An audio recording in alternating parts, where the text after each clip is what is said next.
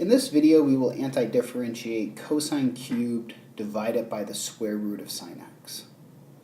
Now, the first observation that I would like to make here is that this is not exactly the desired form that we have guidelines to apply to.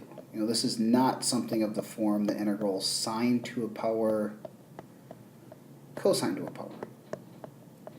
Now, even though it's not of one of these forms, those guidelines still apply. They give us some general principles that we can work with.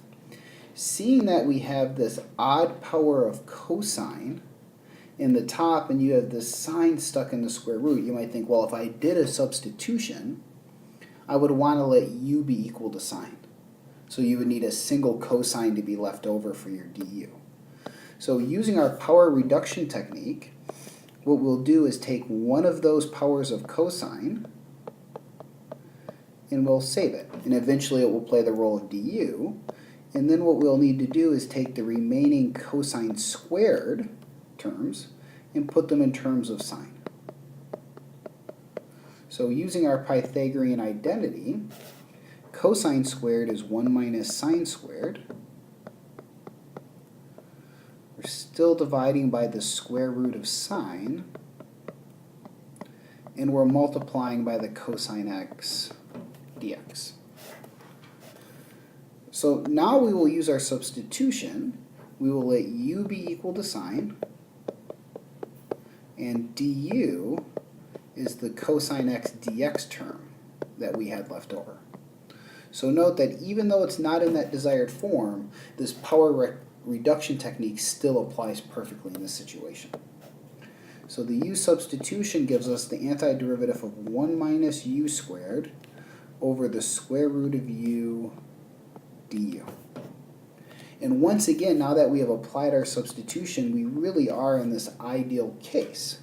Once we do a bit of algebraic manipulation, it's simply going to be in terms of all powers of u. So remember, square root u is simply u raised to the 1/2 power. So if we simplify here, we have 1 over u to the 1/2, which is u to the minus 1/2. And we're subtracting away u squared over u to the 1/2, which would be u to the 3/2 power. Now we anti-differentiate each of our terms individually. So minus 1/2 plus 1 is 1/2. So 1 over 1/2, or 2, u to the 1/2, minus, and this here 3/2 plus 1 is 5/2. So 1 over 5/2, or 2/5, u to the 5/2 plus c. And then our last step, since this is an indefinite integral, is to go back and re-substitute. So replace every u with a sine x so that we have it in terms of that original variable. So 2 square roots of sine minus 2/5 sine raised to that 5/2 power plus c.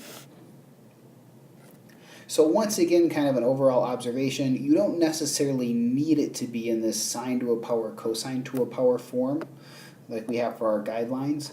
You can have something where the sine might be inside another function like the square root, and you can still apply those guidelines.